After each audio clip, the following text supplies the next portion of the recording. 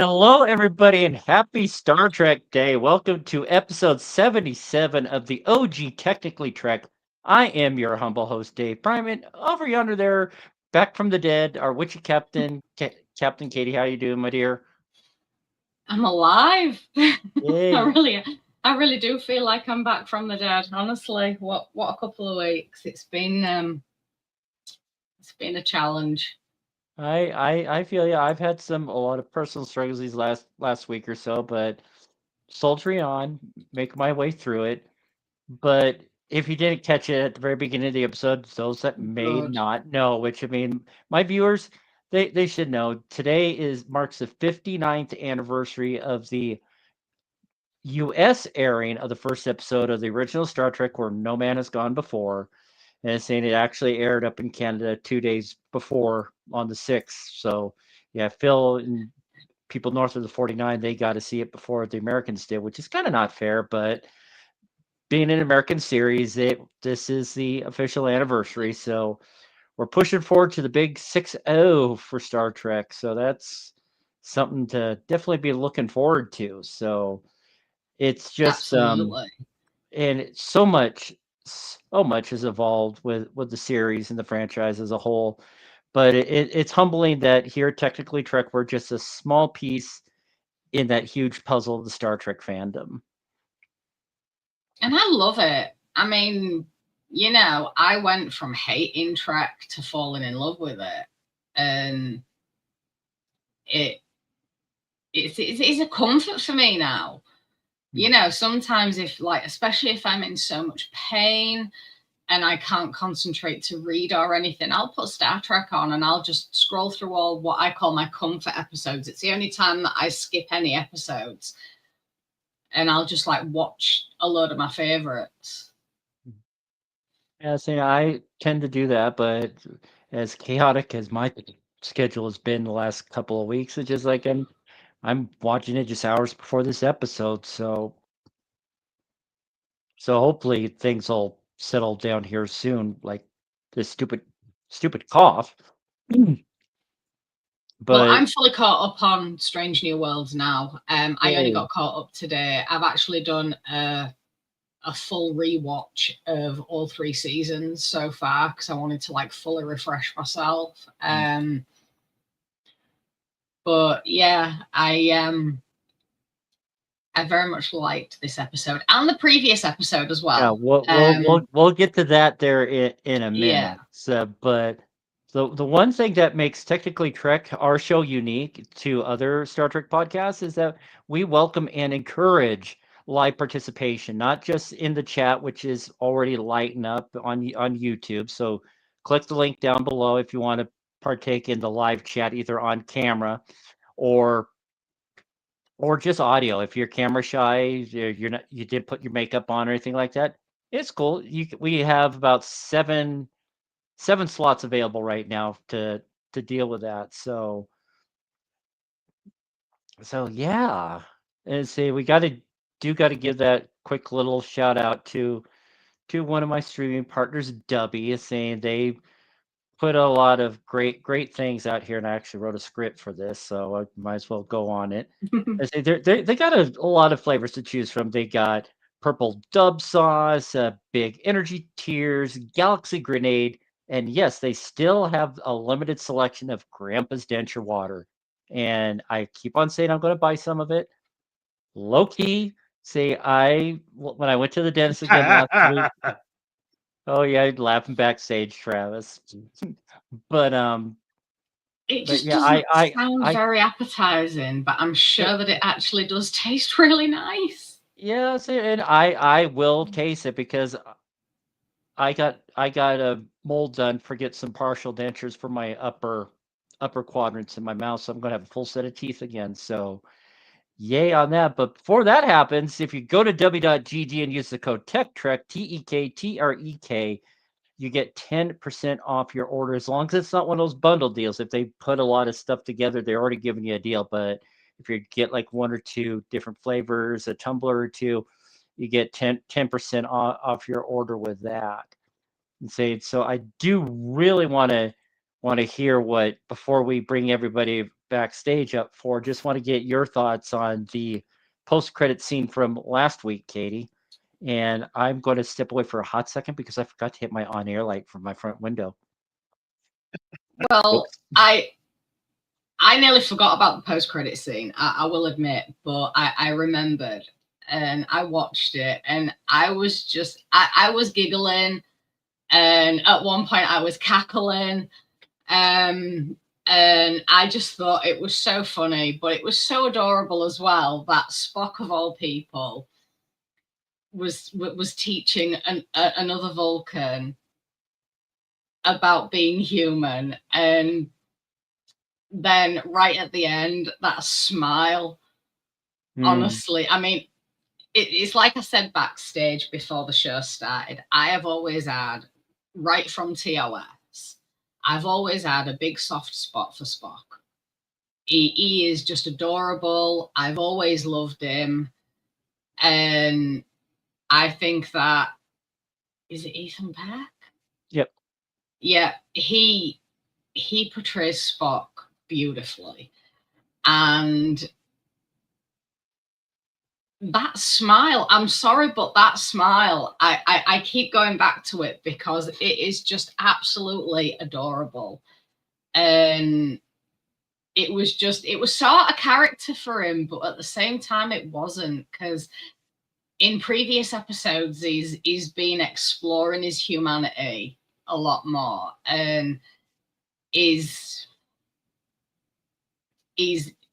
especially, I think, with the other crew members being turned into Vulcans, he actually started appreciating both halves of himself a little bit more and started to harmonize a little bit, because he's always been torn between his Vulcan and human halves, and teaching another Vulcan how to be human was just, it was lovely. It was just such a sweet post-credit scene.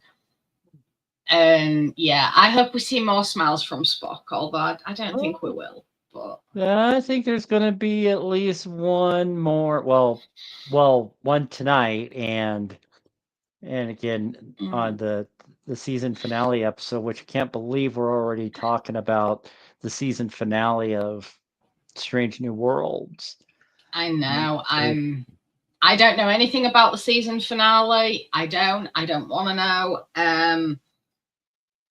Because there's been loads going around the internet, like sneak peeks for the finale. I mean, I don't even know how long the finale is. That is one thing that I will be looking into, though, because I would need to know, because I always watch the episodes right before the show. So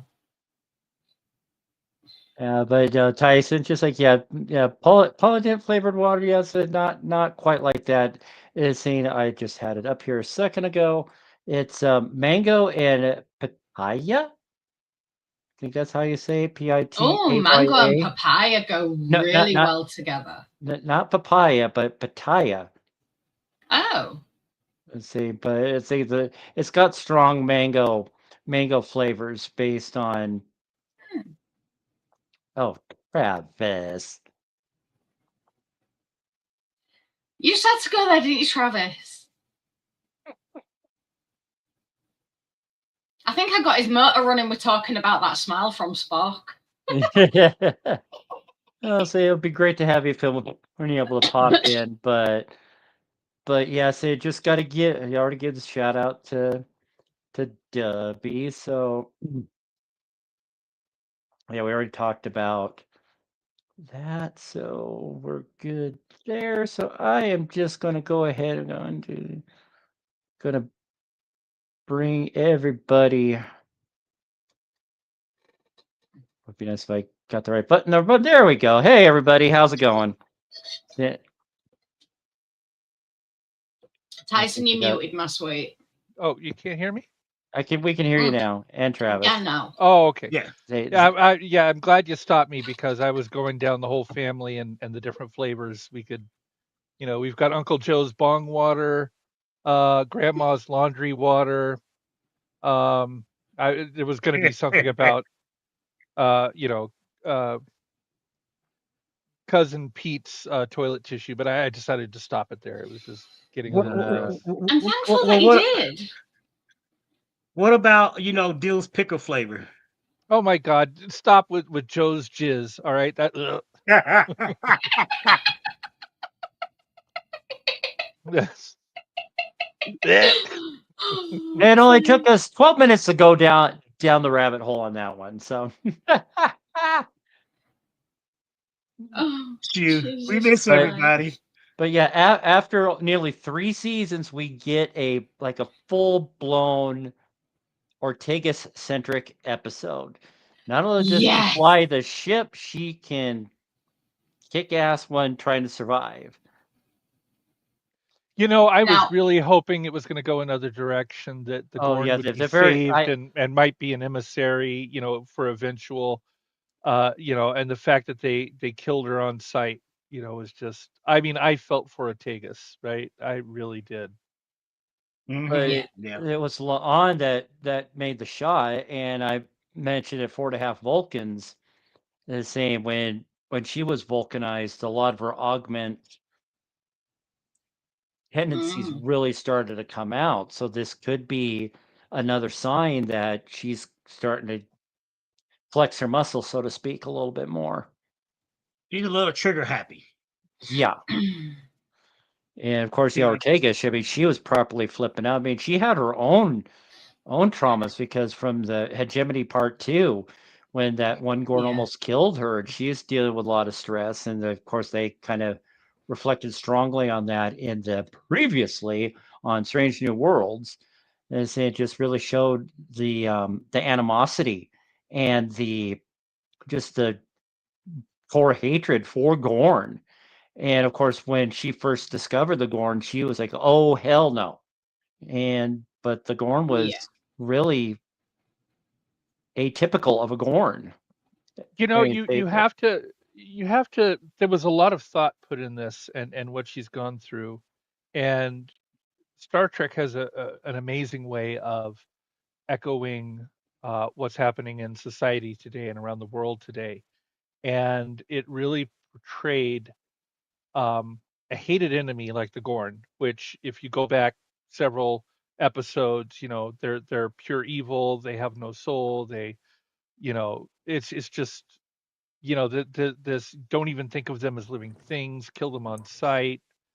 And then you have this strange bedfellow, right? You begin to like your survival is dependent on. You start to realize that there's, some I don't want to say humanity, but there's something recognizable. You build this friendship, and then, the second the officers beam down, you're back to that instantly kill. It was in a lot of ways, in a microsphere. You could talk about, white, black, um, Latinos, especially what's going on today. But then in the macroverse, you could think, what's going on in Gaza and what's going on. Yeah, Katie stole my thunder there. Paula has joined the chat. Hello, my darling. Hello. This episode reminded me. If this goes out to everybody, and I think everybody will agree with me on this. This episode reminded me of two of two TNG episodes and a Star Trek Enterprise episode. The first, it reminded me of the last outpost where the Enterprise is chasing a Ferengi vessel. They get trapped in the planetary net, and they had to beam down, and their ships was getting drained of life, of all this energy and stuff. And Ferengi had to work together. Captain Picard had to work together with the Ferengis to beam down to figure out what is keeping their ships in orbit and draining all their power and stuff. And then in the third season of TNG, it reminded me of The Enemy, where LaForge, Riker, and Worf was on the planet, and they responded to, I guess they didn't know at the time, but they was close to the neutral zone, the Romulans. Geordi LaForge was trapped on a planet with, they didn't know at the time, but it was two Romulan. One of them, they beamed him up to the Enterprise. He died, but then the second one and stuff.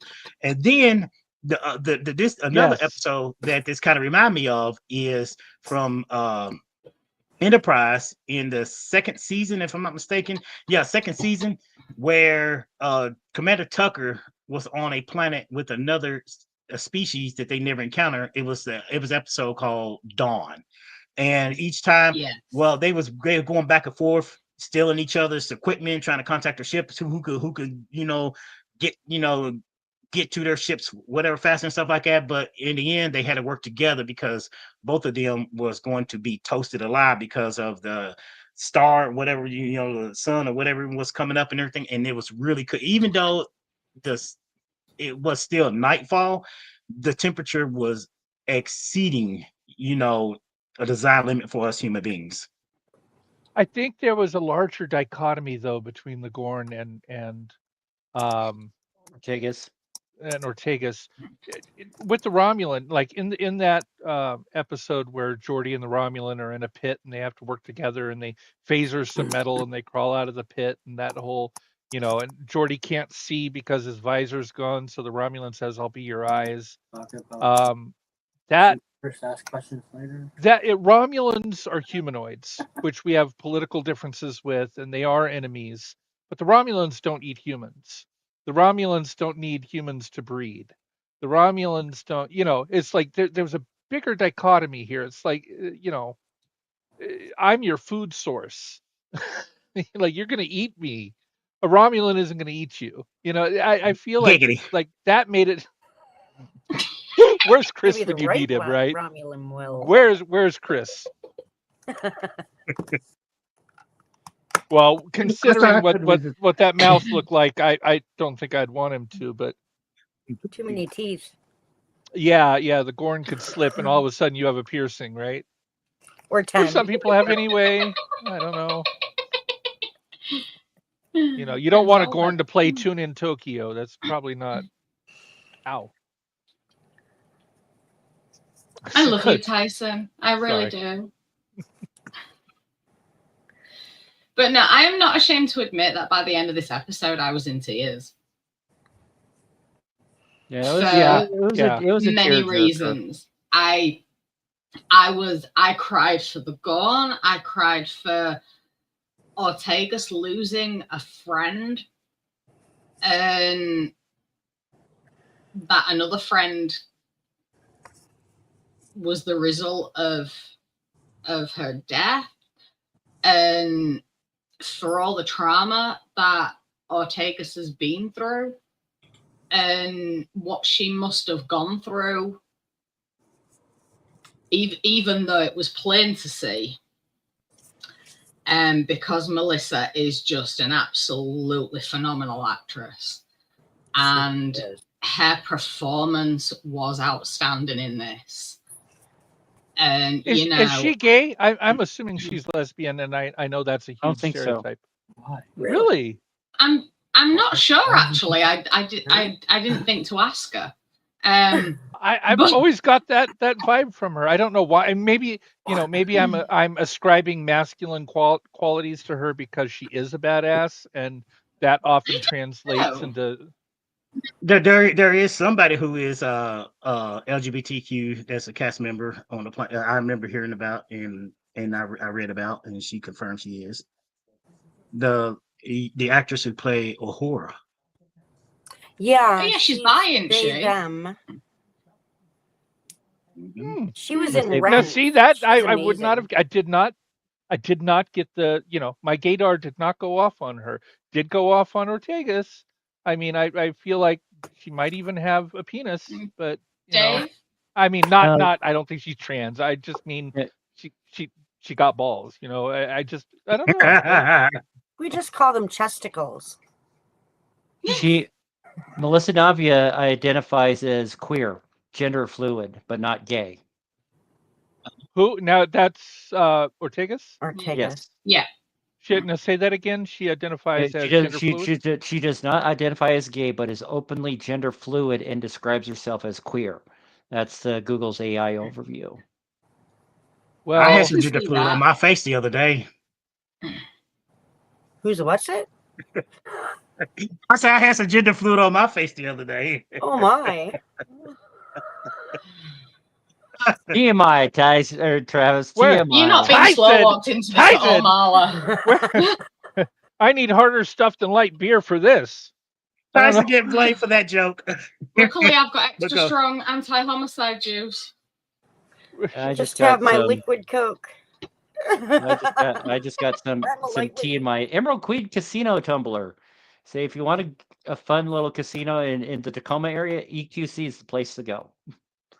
Guys, give us You're that you're a shameless couple plug of there. miles away from Tacoma, I feel like. I know, but I got this when I was still living out there. So Guys, give us The a like and subscribe. Yeah, I flew out when I went to see my brother, SeaTac, which stands for Seattle Tacoma, because I guess they're very close to each other, and so the airport's called SeaTac.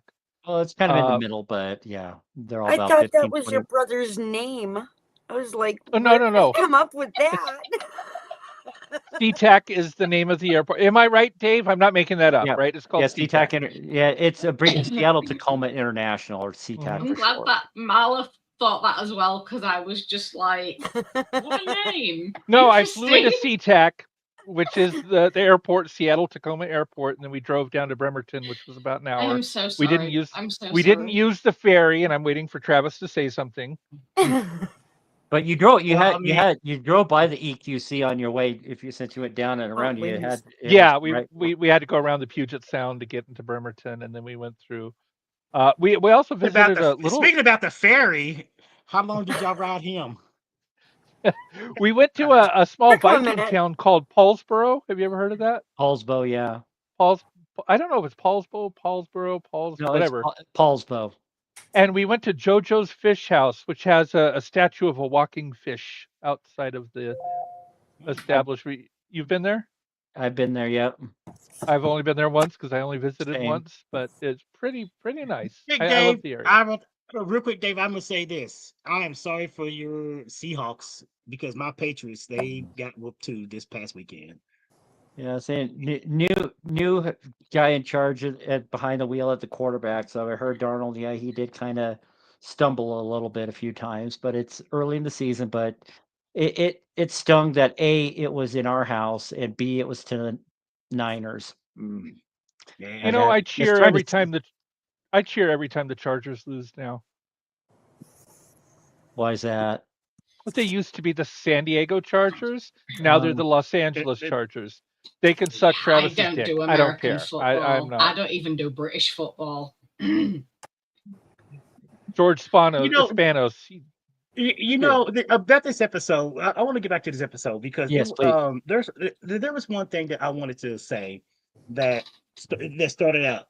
It was started out as a routine. Of course, everything started as a routine away mission, you know, and all of a sudden it was like whoosh. There's a wormhole that just appeared out of nowhere. They didn't have any kind of readings or anything. It just appeared out of nowhere. Which wormhole's But, that? well, I mean, you will have some sort of, intermittent graviton flux or some sort of tachyon readings or something, but it just came out of nowhere, and I was like, that seems kind of peculiar. But I said in Star Trek, it's kind of like, maybe there's. I don't think it's peculiar at all, though, because with all the wibbly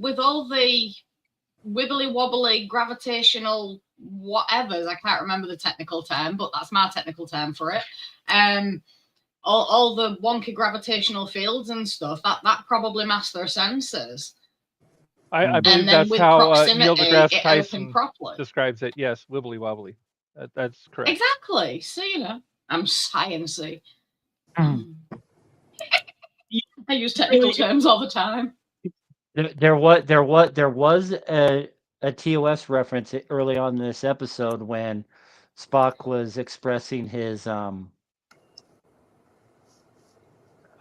trying to think of the word, his disappointment that he wasn't going with Yes. Ortegas on the way mission. That just every ounce counts. That's exactly what Spock said in the Galileo 7. when they were on a shuttle and they were crash landed on a planet, they had to try to Yeah. get back into orbit. Yeah. Because they wanted to bring the dead bodies of the crewmen, but they couldn't. They had to bury them because every ounce counted. Remember those giant creatures with the spears? Yeah. Oh man, I forgot about that. Yeah. That's pretty. That was pretty interesting though. But it really, like I said, it wasn't this. I didn't really feel like this episode was. It was okay for me in a sense because the last couple episodes was like, oh wow, especially like last week's episode, given the post credit scene and stuff and everything else. It just kind of felt like, okay, we're getting ready to set up for the season finale. Yeah. And we did.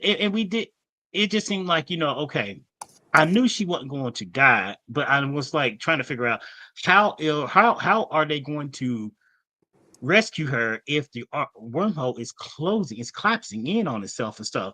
But then, something kind of told me if they can't take a shuttle in, I'm sitting there thinking the only thing I could think of right before a horror even suggested it is take the Enterprise, but they used the Enterprise as a doorstop to, they used the deflector shields and they used, the Enterprise as a doorstop to wedge the wormhole open. And I'm like, you know what, that's actually very creative because, I can't remember seeing think about any episode prior to that, any past episode of, them using, the ship and the shields to wedge a wormhole open in such a way, It's not been done with a wormhole before, but it has been done before in Trek.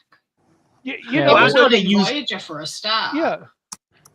Well, they used a Dekion beam to do that, if I'm not mistaken. What gets me is there's all these reasons why they can't use the transporter, right? There's this mineral in the rocks. We can't use our transporter. There's, ions in the atmosphere. We can't use our transport. There's all these reasons when they come up, the plot points why they can't use the transporter, right? But here they are using the ship in a freaking wormhole to use their shield to keep it open. And with all that gravitational flux, and you're telling me that doesn't attenuate the signal of the transporter beam? Really? But you know what? Transporter do have a limited range. They do have a very limited range. Let's talk Transporter 101, and I'll just give a 30-second. What this does is it deconstructs matter. It transmits it on a carrier wave, and then it reassembles it at the point where that has been targeted, the landing point or whatever you want, right? But it's still a transmission. It still uses a carrier wave to transmit that back, because energy and electromagnetism, the way radio works is, and ask me about radio, I know a little bit about it. So it's Nikola Tesla. Yeah, it's going to be transmitted on a carrier wave and reassembled. The gravitational flux, the fields, all this stuff that is happening will attenuate that signal. Yes. Like all the reasons there's magnesite in the rocks, we can't beam anybody up. Bullshit. You can't beam anybody up. But in a wormhole you can grab people, no. But didn't they didn't use the shields directly. If you could beam somebody up while you're in the middle of a wormhole, you can beam somebody up any freaking where. I'm sorry. Don't talk to me about magnesite. I never want to hear that again. Normally, aren't they like, we can't beam people when the shields are up? But this is what I'm saying. They didn't actually use the shields directly. They didn't use the actual ship shields. They created a warp shield. Yes, they used the inverse warp field to channel through their deflector. Field. A Metron, Phil. I know. I wanted to talk about the Metrons. Yeah, yes, we could get to that before Tyson has to leave and everything else, because they said Metron. I was like, no way did they not bring. But real quick, that they can, at full strength shields, they cannot beam in and out. But yet, when they can attenuate their shield strength to a way where they can, as Tyson said, they can send a transporter signal through and back up and stuff like that, but shields can't be at its full strength. That's in the way best of I have learned. circumstances. In the best Yes. of circumstances. Now we're talking about the ship is in the middle of a wormhole, an Einstein-Rosen bridge. It's in the middle of a wormhole, and it's being able to precisely target and beam down and beam up, but at the same time, some magnesite rocks. Oh, we can't beam. That's bullshit. The Metrons probably had something to do with it. That's Phil's theory. All right. Well, okay. If there was secondary technology at play, I'll give this a pass. But if you're talking about, 23rd century Enterprise in this situation using the transporter the way they did. But hopefully, yeah, Phil will be popping in eventually. But yeah, he's just. And weren't the Metrons the ones in the first Gorn Kirk? With Arena, yep. Yeah. So that.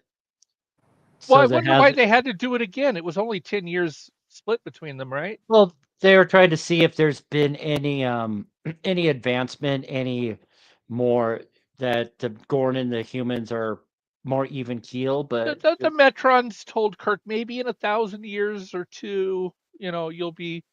So why was there a 10-year, like they did it first and we'll wait 10 years and we'll do it with Kirk, and now it's going to be 1,000 years? But I think they erased Erica's memory of them, Yes, but not of they did. the experience. Yes, Yeah. she So- didn't remember the Metrons, but she remembered Yeah. what happened. And So, that's basically how they've got away with it. and they might have been looking for like female aggression versus male aggression to see how There those you would go. play out. That's Yeah. true. yeah, because Both- both the Gorn and Ortegas female, and then the Kirk and the Gorn captain obviously men. the Yeah. Klingons have changed a bit over but the Yeah, Gorn they has had the most have. radical. I mean, the Gorn does not look like the humanoid with the freaking fabric No. eyes. No. Space Muppet. They do not look like 1960 Gorn. No. Oh, Now, maybe Worf can explain away the ridges, but I don't know how they're going to explain away the difference in the Gorn. Well, how do they explain the Discovery version of Klingons? Because they were just weird. Do you remember an episode of Lower Decks where there was this field that they were going through, and then they changed to that Discovery look of the Klingons, and then the proto, yeah, Klingon. and then It's been a while. they did the J.J. Abrams Klingon, and then they did the Next Gen Klingon, and then they did the like as they went through these probability fields, like it changed to these different versions of Klingon. It was hilarious. Like Lower Decks went all over that. It was great. And then, of course, the Targ turned into a clamshell. Dave, warn me. Real quick. So I got some Star Trek technical updates and stuff and everything. Yeah. Just because recently, Paramount just got bought by Skydance, and that deal went through last month and everything else, and so they become under new leadership. So After they paid $60 million and fired Stephen Colbert. Go ahead. Crazy outlets that I have followed, they have reported this, that there was just a recent meeting among David Ellison, who is Larry Ellison's son, who's basically the owner. He actually owns quite a part of the shares. He's one of the stockholders of the new Skydance Paramount thing. His father, I think, only owns 27%. But the story, from what I understand, he's a big Star Trek fan, so it's his father. And they went into these board meetings or whatever stuff and everything else, and they said that they have not really been happy with what they've seen coming out of Star Trek in the last several years. And they said the last Star Trek movie was Section 31. They said it should not have been greenlit. They said it was a movie that it should have been talked about, but it should never went in development and stuff like that. There was a lot of people who saying that they talked about trying to redirect and bring Star Trek back to a type of way where Gene Roddenberry and Rick Berman universe type of Star Trek is, because people are getting a lot of us have been so confused with the prequels and stuff and all these other, and it's making no sense that a lot of us fans are arguing, do they exist in a separate universe or do they exist in like the Kelvin universe? And a lot of them they understand fans' frustration, and they say that they're going to come out and explain sometime soon, what is going to be the future of Star Trek, because, among like myself and some others, that, Star Trek Discovery and Strange New Worlds take place in a separate universe versus the Rick Berman now type of universe that we see in, like, Star Trek Picard, or you could say Lower Decks and stuff and everything, because they just have a different way of their storytelling, the stuff like that. Just it fits with Star Trek, but not in that kind of way. So there's going to be an explanation from the studio and Paramount Skydance on the future of Star Trek and stuff like that. I just want to give that little Star Trek update to all of us Star Trek fans, because I know that we are, and a lot of people are saying that there is still talked about the whole Star Trek legacy. They was very impressed with Terry Matalas, showrunner of Star Trek Picard season 3, and they really liked that, and they say that there's going to be some new developments, possibly on like some news about that and stuff like that. But they're trying to work out the details on which route they want to go and stuff and everything else, because they felt that in the last, like they said in the beginning, that they just felt that Star Trek has kind of, it brought it back in the fold, but not in a way to where Star Trek fans are really proud of it. So let's hold on a second. Section 31 was bullshit. I had such high hopes because, with that Klingon guy that was human, then Klingon, then human, I forget, in Discovery. Vox. Yeah, him. Vox. And with Mirror Universe, what's her name, Empress? Yes, you can tell I really studied. Anyway, Giorgio. Yeah, I thought they were going to do something Discovery-like, in the movie. That it would be entertaining. It would be very Star Trek. Instead, they turned it into a fucking Marvel movie, which had nothing to do with Star Trek. These guys, a laughing Vulcan, a fucking cyborg. I mean, it was a Marvel movie. It was not Star Trek. Yeah. I'm sorry. I don't care. The studio can stand on their head and juggle pins. I don't care how they're going to try to explain that away. It was not Star Trek. They could have made it so great, but they didn't. It could have. They said, because they said one of the things they talked about in this boardroom meeting is just a lack of understanding of the Star Trek of Star Trek in general, about that movie. They say that movie, in this case, I heard that Trey said that they know somebody from the inside who said that David Ellison said that movie should never been greenlit. No, he wasn't happy with that movie. And don't get me wrong, I love Marvel and I love DC Comics. And if they would have made a movie like that wasn't called Star Trek, but it was just a generic space movie, I would have probably liked it. But it wasn't. Just like the what is it, the 1995 or 99 Godzilla, the one with Matthew Broderick. 1998. 1998. God, that was not Godzilla. That was a fucking Gila monster. I don't care how you. I mean, Godzilla looks like Godzilla in every Godzilla movie. He might be a little different. It might be a little bigger, smaller, whatever, but he still has that Godzilla look. The one with Matthew Broderick was not Godzilla. I don't care what you call him.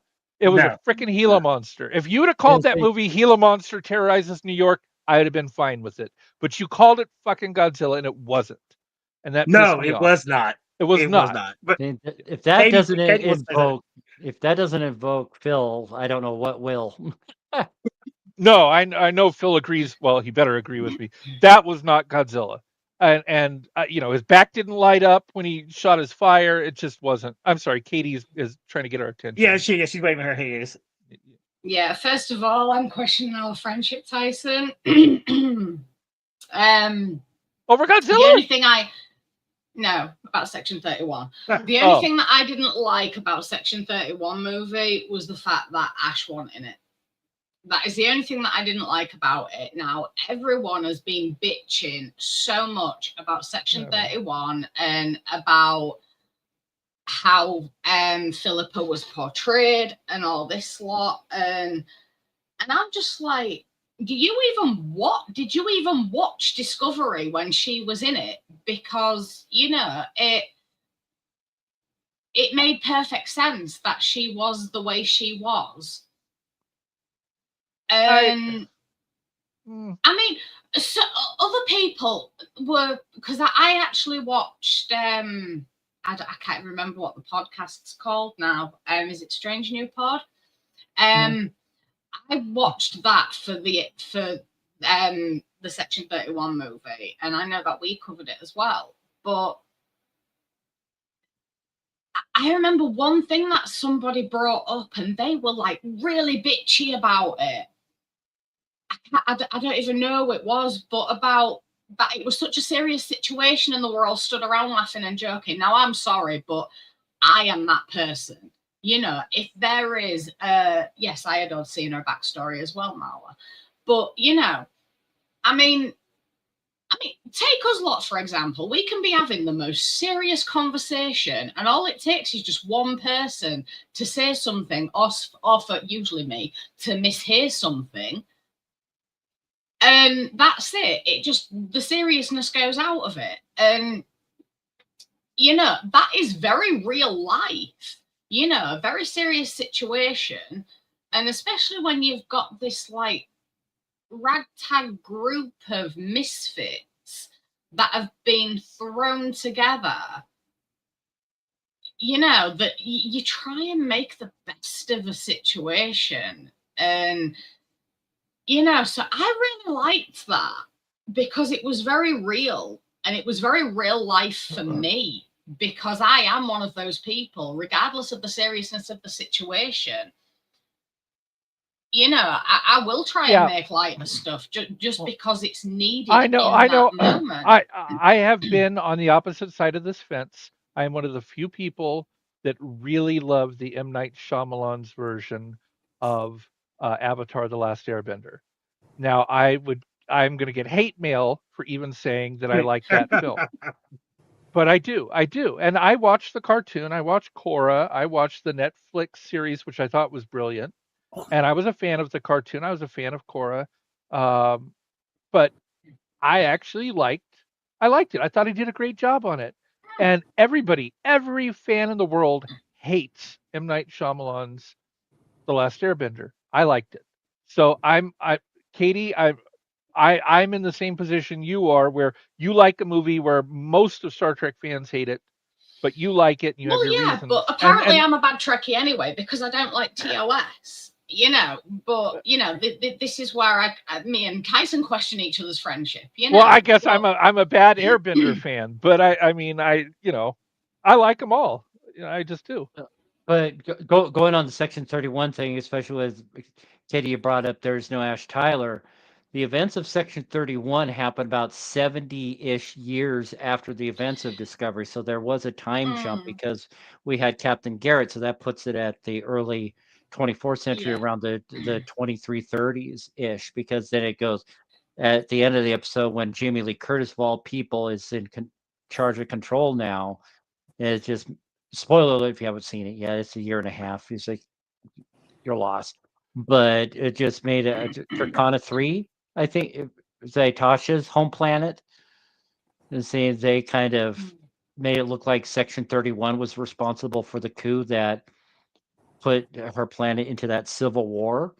So that was a nice little tie-in right there. Where's Zach? I haven't seen Zach this whole show. Where are you, Zach? I think Mala's wanting to say something. Oh, I'm sorry, Mala. Go ahead. I just love that they threw Jamie Lee in there because of their whole Everything Everywhere All at Once. That movie was absolutely fantastic with the two of them. So it was like, yes, it was. I still have to watch that movie. You know, it's really so good. really good. It is really good. No, but that while you watch it. Go ahead, Travis. I was gonna say, I just wanted to give everybody, because we're all Star Trek fans, and it's rare. I mean, it's only once we get together every week and stuff like that about Star Trek news, because where Skydance and Paramount is together now, and they're going to be doing, like, we're going to be hearing the probably coming few months from now some news about Star Trek. So I'm just letting y'all guys know, preparing you guys to know that the new leadership is Star Trek fans, but they want to bring Star Trek. They want to bring the type of, like I said, Gene Roddenberry and Rick Berman type of Star Trek, type of theme type, of what we grew up with from the 80s, Next and gen, 80s and 90s, DS9 and Voyager. Yeah. They want to kind of bring that back. Was he involved in Enterprise? Yes, I think he was. Yes. Okay. Yes. He took over. Gene Roddenberry was the executive producer. When Gene Roddenberry got ill, Rick Berman took over. When he died, he became the executive producer all the way to the end of the Enterprise era, right? Of Enterprise, yeah. And that was it. And then J.J. Abrams, we know about the. Well, I like the Kelvin universe, and they explained that this is a different universe. This isn't. I mean, I don't know if you call it beta canon or if you call it alpha canon, but just a different timeline of alpha canon. But at least they distinguish that, and they say this is a different, something in the past happened. It's almost like the whole Doc Brown, in 1955, it skewed into this new timeline. I feel like that's the explanation for the Calvin universe, right? And I get that. Yeah, that's a good analogy right there. It's a very good analogy. Time machine. Oh, well, say there's the Narada. That's the time machine. The Narada and the jellyfish. Yeah, but it's. Okay. Is it just me, or did the whole name of the episode make sense when the Metrons jumped in for the last Strange New Worlds? I didn't pick up on that. It's a terrarium. You're watching. Like you watch she did say Terrarium. Yes. But the difference is in the original, the crew was allowed to watch. Remember? Yeah. Crew wasn't. Hey, Phil. By the way, did you catch the Godzilla reference I made, or were you not? Oh, I've been in and out of the room a lot. I may have missed it. I'm sorry. Okay, we were talking about Section 31, and oh my God, that's not Star Trek. It could have. It's more like a Marvel movie. And then I said the 1998 Godzilla to me is not a Godzilla movie. The one with Matthew Broderick. Because it looks like a freaking Gila monster. Yeah. It doesn't look like Godzilla. His back doesn't light up. It's just. I mean, if you'd have named that movie, Monster Destroys New York, I would have probably loved it, but it was not Godzilla. Period. Yeah. Real quick before you have to go, but because we got everybody in here, real quick, everybody, if you've seen the post-credit scene from last week's Star Trek, I want to hear everybody's take on it. I haven't seen it.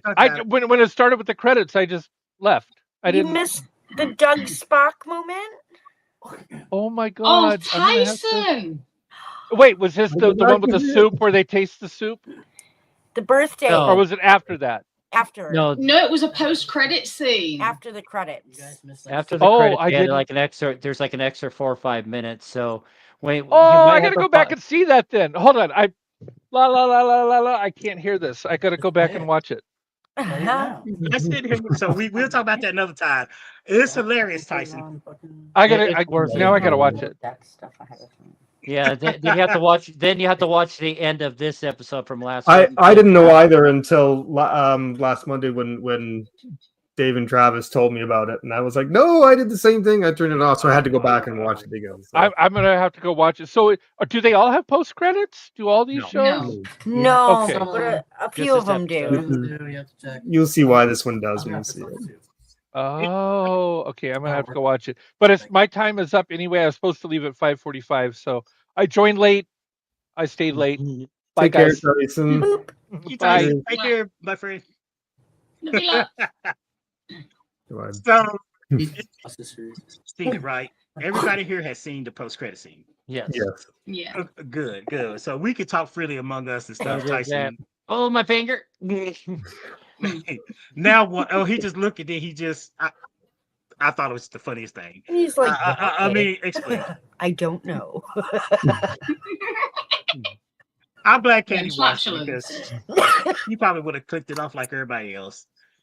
But yeah, about this episode, I mean, we Yes. circle back around to this particular episode and stuff. You know, I like it too. It's like, okay, everybody wanted to, and they was trying not to give up on Ortega. So, you know, what really kind of like, you know, stood out to me is like Ortega did the same thing when Una was in command. She kind of fudged. Well, she didn't someone, but she kind of overstepped her authority. And he said we need to have sensors at what 60% or more, and it said 59, and she just was I think it was 57 actually. Yeah. 56, 57. Well, anyway, she 56. fudged the data, and you know, Whoops. I'm sitting What here thinking. I'm sitting here thinking, oh, Back, Katie. girlfriend, you are gonna get yourself in trouble because you fudged the data, and the captain wanted some, you know, but when he actually confronted her and said, you know, I know you fudged the, you know, fudged the data and stuff, and blah blah blah and everything, he said he just explained that, you know, we were going to do it anyway and stuff like that, but yet, you know, she didn't have to do that and everything else just to, you know, overstep her. But just like Ortega did when she was trying to get the Enterprise, you know, through without being seen, and they needed to keep the was it the impulse engines at a certain level? Yeah, the speed down, but she kind of went up a little bit to get their attention, and she forced, you know, Una's hand and stuff like that. And it's like, it's kind of it's not like a trope, but it's like these junior officers intend to do things against their commanding officer's wishes, even though it might be good. It's like you can get yourself in serious, you know, trouble and reprimand for, you know, doing something that was not given any kind of orders to and stuff and everything else. And it's like there is such, that's why they say there's such a thing as chain of command and stuff and everything. But Pike understood this. He understood, and he's not one of these hard ass, you know, commanding officers and stuff and everything else when it comes to, you know, his crew, especially his senior officers and stuff and junior officers. But, you know, it just goes to show you that, you know, some of these characters intend to take the initiative in their own hand, you know, and that's one of the things I've seen about you know, but how they write these. Their choices to not follow the rules are what create actual Starfleet protocol in the long run. I was going to get to that. I was going to say, you know, it does. Okay, let's go all the way back to the very beginning of Strange New World first episode, where they were still feeling the remnants of the whole Discovery thing, and Lennon and 3 other people got captured on the planet. And basically when they got found out, they got caught. Even Pike now got caught and everything else. He basically made first contact, not in the way that they should have, but he made first contact in a way that say, "Hey, look, we normally don't do this. Surprise! You know, there's aliens. We're alien stuff. Blah blah blah and whatnot and everything else and stuff." But when he met with the Admiral and Admiral April. And they talked, and he was like, you know, he's like, y'all broke Starfleet protocol and broke the rules and stuff and everything. He said they're doubling down on it, and basically they're implementing this called a Prime Directive and stuff and everything, where basically non-interference in lesser advanced civilization and stuff.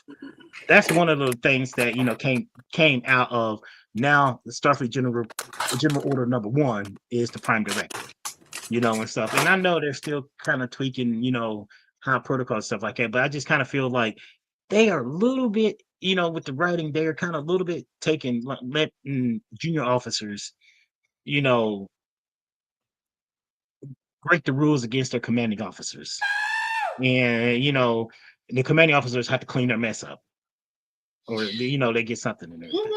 Yeah, I know what you're saying, Travis, but let's be frank. Even captains, first officers, admirals, heads of staff, they all break the freaking rules. So, and to some degree, in certain circumstances, you've got to take initiative, and sometimes rules do need to be broken for the greater good. And even captains do that.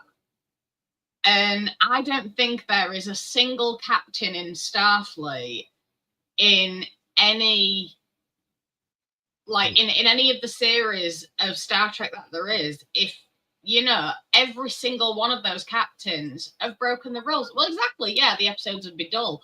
But I mean, Cisco broke rules, Janeway did, Picard did, Kirk did all the fucking time. Even Burnham did, all of them have. And Jesus Christ. Your camera's possessed tonight, my dear. Squirrel cam. Yeah, I know. I don't know what the hell's going on with it. I had a feeling it'd do this, though. When was the last time you did an unplug and replug of the camera?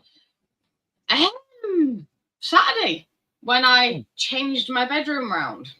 And I reset it before I even turned my PC on today to make sure that it was stable. But I'll have to redo it again. But, it's fine. Everyone's used to me zooming in and out, going upside down. We'll just all have to do the back dance. Yeah. Archer stole the warp drive from the Aliens. Exactly. So every single superior officer has broken the rules in some way, shape, or form for the greater good. And question: what is the greater good? I mean, I hear that a lot, but people say the greater good. But then it's like, what's the purpose of having rules if you're gonna break them? I mean, if you don't live by your own rules and stuff and everything, it's I see that. I know, and I've seen Star Trek captains and others and do that and everything else. But it's like, does the end justify the means? To some degree, yeah. But in many ways, no. I mean, like when Archer stole that warp drive, he was thinking of humanity. They were doing it to say, they were doing it to save Earth. And all right, fair enough. It had taken these people longer to get home, but he did what he could, even though he stole from them. He didn't feel right about it. But it was the only way that they would be able to carry on in order to try and right this wrong or whatever, or like avenge what had been done to Earth. But he left them with as many provisions as possible to make their longer journey a little bit smoother. It still wasn't the right thing to do, but his heart was in the right place. And the same as, when Erica went against orders and increased speed so they were detected. Yeah, all right, she was going through a lot of trauma at the time, still, with her PTSD, but she felt like her heart was in the right place, and it was. And the same with Nyota, when she doctored the results. Well, I do agree. And, but every single officer, regardless of what their rank or position, they break the rules. Even like in reality, everybody breaks rules. I mean, I have one rule that I live by. One. I've tried to live by so many, but I always broke them. But I live by one rule, and that is tattooed across my chest. And ye have none do what ye will. Basically, I'm going to do what the hell I like, but I ain't going to set out to hurt anyone. That is the only rule in life I live by.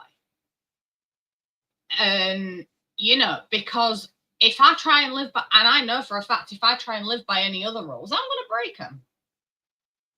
You know? And so rules are there for a reason. I think it was the whole part of what was behind the whole, which I think came about in Star Trek too. The whole statement that the needs of the one outweighing the needs needs the many outweigh the needs of the few or the one. That's what it's been. I thought of that when watching this. But. You know what? That and to get sometimes it's worth the risk. Well, and think about this too. They was delivering vaccines. They had to meet up with another starship to deliver vaccines. And I wanted to bring that up. Did you catch the name of the captain of the constellation? Yeah. Oh, I did. Yes. I did hear that, and I was like, "Oh, interesting." Okay. Yeah. So if he was a captain back then, he became Commodore Decker, and then of course we know. Like one of my favorite Trek episodes, the Doomsday Machine. Mm-hmm. The Doomsday Machine was yes, that was such a good one, Dicker. You know, oh man, but you know, I mean, what? And they realized too, and they was getting ready to. They was trying to convince Pike to basically. They got the lead because they got to deliver the vaccines because there's over 4,000 colonists that needs to and they waited as long as they could and stuff and everything and I understand that we just talking about the rules and stuff like that, but yet I'm glad that they did not. They stayed as long as they could without breaking the rules too long because they say they was giving updates to Captain Decker and stuff, but it turned out they got her back, but seemed like she's going to be under more, I hate to put it, more PTSD than ever. She because after being stranded on this planet surface and stuff, and this planet surface did not look like it had some type of atmosphere, but yet she was able to breathe out, stuff like. I'm like, how is she able to breathe on this planet? Well, go ahead. She said that the sensors did say that it was breathable barely. So I mean, there's a breathable oxygen. Yeah, but saying there are some moons that do have marginally breathable atmospheres, and of course, our moon does not. No, not all moons do. But a lot of moons in Star Trek do. In all honesty, I mean, I don't know. Obviously, I'm usually very wrong about these things when I make predictions of Trek. I've only ever been right once, but I was so proud of that. But I actually think that this incident, this force proximity, could in the long run actually help Erica with her trauma, because yes, she will probably forever have mixed feelings about the Gorn now, but she also is very aware of the Gorn's potential. And I think, it could cause a lot more confusion with her, but in the long run, I do think it may have helped her work through her trauma, because she had no choice but to accept food from her enemy. Not just her enemy, but that specific Gorn wasn't the enemy, but she still saw that individual as her enemy. And that's what I go back to the previous episodes I talked about earlier, Katie. You remember the TNG episode with the enemy with Geordi with the Romulan on the planet? Yeah. And then the episode of Enterprise with Dawn with Charles Tucker, being on that planet, that hot ass planet that he was on with the other alien, and they was fighting with each other back and forth. This was a lot deeper though. I agree. I think because Erica was impaled by a Gorn. She had a Gorn hand through her chest. And it was severe. She nearly lost her life. And then she was forced into a situation where she was facing that trauma head on. She was actually doing a lot better. She was back on duty. She'd been cleared for solo missions, and her first solo mission, when she was completely alone with no backup, she was forced into a situation with her worst nightmare, basically.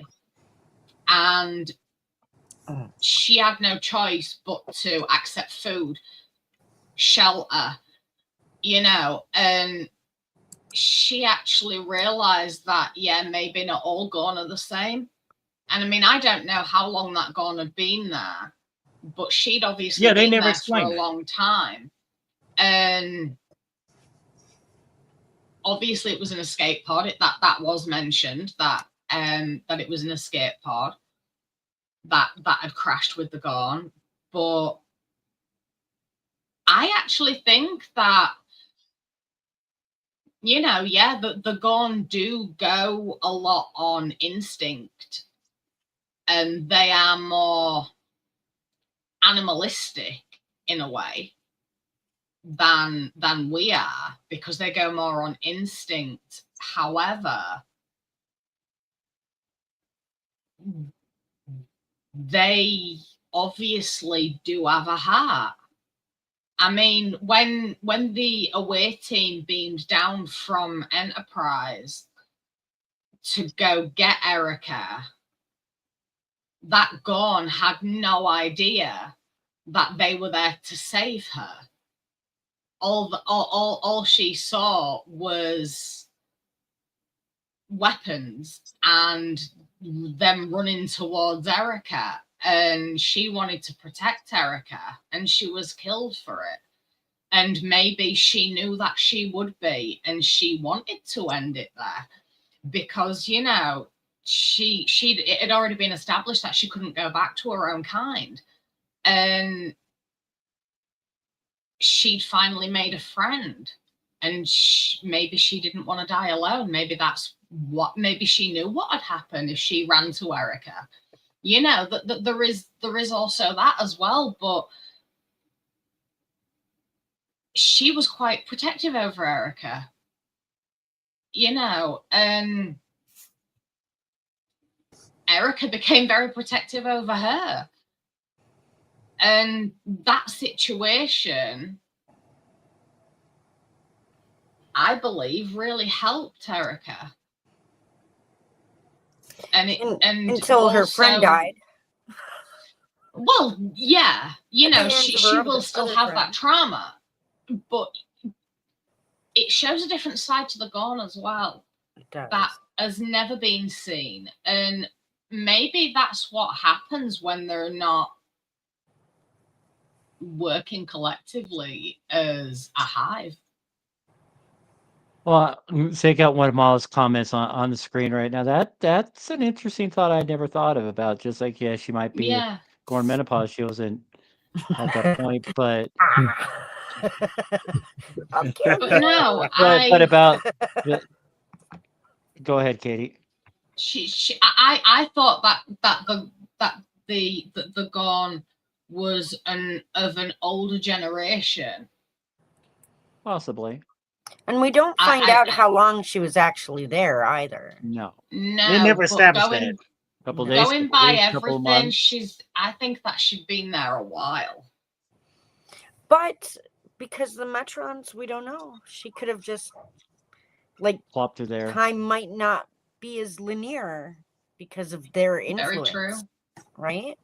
Yeah, it's true too. But say the burning of the atmosphere, that just made me think of the poison sky from Doctor Who. when the Santarans were poisoning the planet. Mummy. Are you my mummy?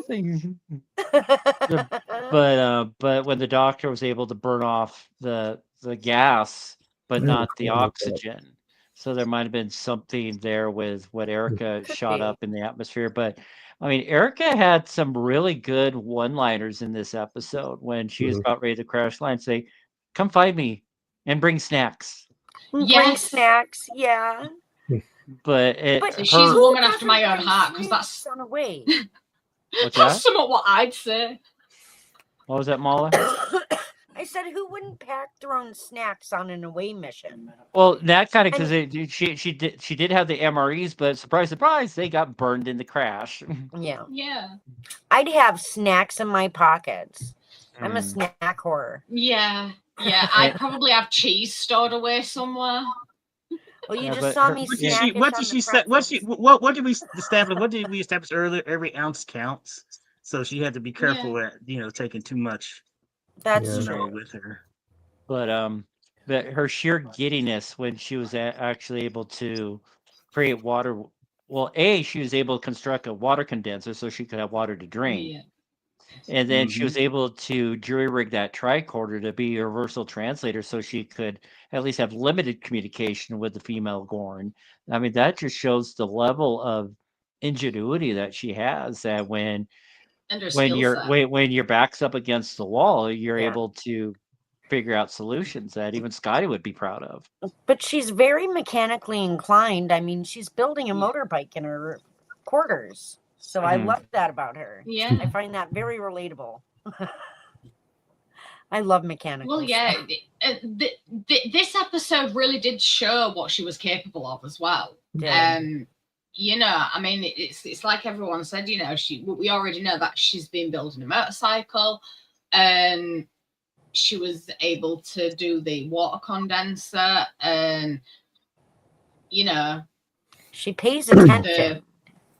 And she's very multi-talented, very capable. I mean, she is Erica Ortegas and she flies the ship, but she is so much more than that. And this episode really did showcase it. And if you think about it, most pilots should be able to fix their own ship in a limited capacity, just in case they're stranded somewhere, right? Absolutely. So that seems to carry over. I love that.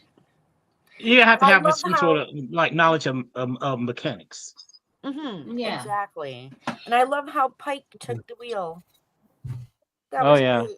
Yeah. It's like I'm the next best pilot. That just a look that he got from Una, just like okie dokie, whatever you say, sir. Yeah. I really did like that. Can I just say his hair as a Vulcan was just too extreme?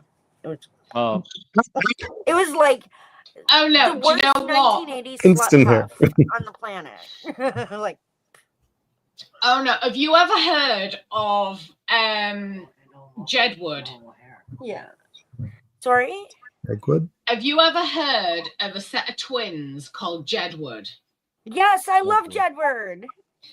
As soon as I saw Pike's Vulcan do, I thought of Jedward. Me too. That's so funny. But Sean wouldn't have gotten the reference, so I didn't say anything. I was like, "That's so Jedward." Oh no! I love Jedward. But no, honestly, if any of you lot don't know who Jedward are, if you run a search for Jedward, I just did. You will understand what me and Mama are on about. Horrible and hilarious. Yeah, they really are. They are like ADHD on steroids. They really are. Their songs are campy but fun. Yes. Like, I enjoy them, but I wouldn't buy the album. But I'm also I 20 years older than they are, so it's probably best that I'm not. But no, honestly, as soon as I saw Pike, once he was turned into a Vulcan in his hair, I'm just like, oh my god, Jedward track. So extreme. He could hurt someone with that hair. That was like the ultimate hair helmet. Like, I kill you. Yeah, and then the comment that Marie made in front of the Admiral about what the Admiral said about his hair. And then about the more extreme Vulcan hair. I'm sorry, but you know, I just there had to they say are. that. No. Oh no, they've had more extreme hair than that. You should have seen them. Well, this is on the one. the This is In this, the this is 90s, one I was able to not download 90s, on the fly. So 2010ish. Their hair was like straight up. Oh no, I need to see if I can find an image because honestly, I know we're a little off I know. track and everything, but since some of you guys wasn't here for the last couple of Star Trek talk, let's kind of talk about this real quick. I know Dave and everything, because we talked about this and stuff about how when they got turned into Vulcans, I love that. that they was so Obnoxious. they were more Vulcan than Spock. Yeah. To the point where Spock felt like, you know what? I felt like he felt like he was being treated like he was back on Vulcan, because he said, I remember when he was saying that he was a kid, he had a friend, but at a certain point his friend could not play with him again because, you know, he was half human. And there's a lot, and I guess in the Vulcan society, Vulcans look down upon mixed races. And then I kind of compare that to, you know, does that say anything familiar to our, you know, to our species and stuff? Sure We does. may have different skin, color, but we can still, you know, breed with one another, no matter what skin color we are and stuff.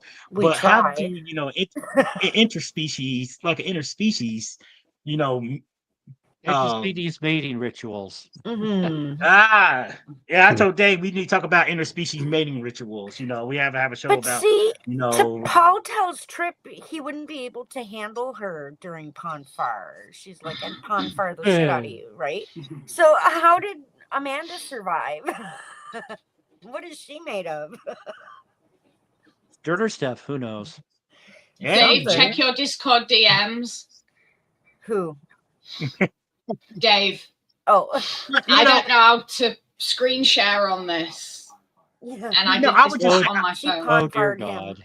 but like I was just saying about, like, you know, the previous episode, Spock being like, you know, feeling kind of isolated because he gets rejected by some Vulcans because he's a half breed. I was so Literally, you waiting know, for he's- him to be like, Vulcans are jerks.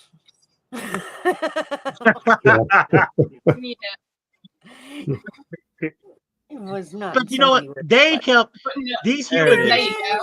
Oh, beings. Yeah. Oh my God. that. Lord have mercy. What is this I'm looking at? Jedward. That's Jedward. And that's kind of like what me and Marla saw in our heads when we saw Ike as a Vulcan.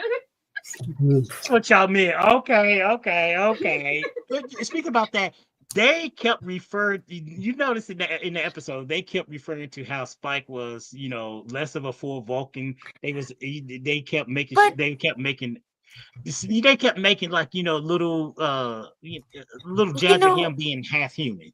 That kind of spoke a lot to appropriation as well, though, because they weren't technically Vulcan; they were altered to be Vulcan, so they were appropriating Exactly. a Vulcan way of life. But they still had that mindset of reminding him that Yeah. he's half human, and it's like. But Yeah. they You just know, took high it too school far.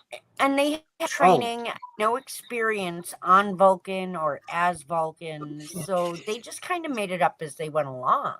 And then they looked Yeah. down their nose at Spock about it, which I thought was really shitty. I They're mean, Vulcans. absolutely. How often Well. did you see that already? They were thinking like Vulcans.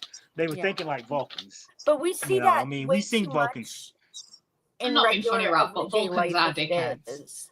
People looking down at other people because of their job or their skin color or Yeah. what have you. And that's Well. I thought it was Let's think. poignant. Well, let's He's talk about this. judging us. People who are Mala, people who are biracial or multiracial. You know, people who, you know, who parents, you know, who come from different skin color, and, you know, either they are accepted by one side of the family or they're not on both sides of the Right. family. It could they could feel rejected and stuff and everything, because there are a lot of, you know, biracial, multiracial people in this world who have experience some form of prejudice among people who, they would think that they wouldn't, but they have found out that some people look at them in a kind of distasteful manner, like, or when yes, people will like be accepting until they find out what your background is, and suddenly they're like, oh, I don't want to talk to you anymore, like what Spock experienced. And that's relatable and harsh. Yeah. But those episodes, but the previous episodes were really, really fun and stuff and everything. This was a little more. We knew it was gonna be serious because Dave even said it's gonna probably be serious because the last week's episode was fun, it was lighthearted and stuff. And then after the post credit scenes, you were like, "What the heck? They really had a post credit scene? I never heard of that in Star Trek until I just kept watching it. I just happened to watch it." And I just kind of was doing something on my phone, and I was letting the credits play because usually I'll stop it after by the time to end. But something happened that I got distracted, and then I looked up. I was like, "Wait, there's more." And then I just watched it, and I laughed so hard. I texted Dave and said, "Dave, I hope you watched it." And I messaged Phil. I was like, "Please, Phil, tell me." Yeah, I sent Katie a message. I was like, "Be sure to watch past the credits." Yeah, and I'm so glad because I would have turned it off. I normally do too, because the way the autoplay features it zooms it down is that it wants to play something else random. So for it to just get the heads up from Travis, I was like, "Oh, okay." But I probably would have caught on because I'll look at the timer, say, "There's 5 minutes of credits. That doesn't sound right." Sean always it out on checks my own. credits. He always checks when it looks like there's an extra lot left. Like he always looks just to be safe, because there's a couple shows that do that, like that aren't Star Trek. Yeah. And I have to say, I've been waiting all season for Patton Oswalt. That just cheered my I love him freaking heart. I loved it. I was like, Doug. You could tell that whole segment at the end. It was like they have Patton Oswalt. We have to do something kind of fun, and I think that's what they kind of tacked on at the end. Seeing him in Star Trek was amazing. That last moment, I'm sure when Patton Oswalt walks away, and what's the name that plays Spock? Ethan Peck. I really think that laughter was him just losing it and not able to keep a straight face. Yeah, and they just left it in there. If I had a hug list, Patton Oswalt would be on the top of my bucket hug list. I love that guy. I'm offended, Marla. Well, no, of people that I haven't spoken to or don't know. Celebrity hug bucket list. He'd be like, I'll let you off. Say you wouldn't hug her. That's what Katie was saying. You would not hug her first. I want to hug everybody. I get paid in hugs. That's how I work. Yes, hugs are life. I work for hugs. I can verify that. we did get to see a hug at the end of this episode too. Did you not see that? Yeah. Yeah. Say you smell awesome. Yeah. It's like, she don't. But Erica just like, I would have showered, but the spa was closed.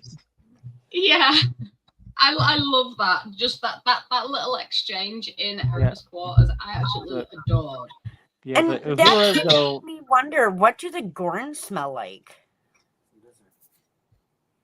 Ooh, that's a good question. That is a what does a Gorn flatulate? What does it No, smell what like? do they smell like? But I'm sure their gas can't be any better than ours. Yeah.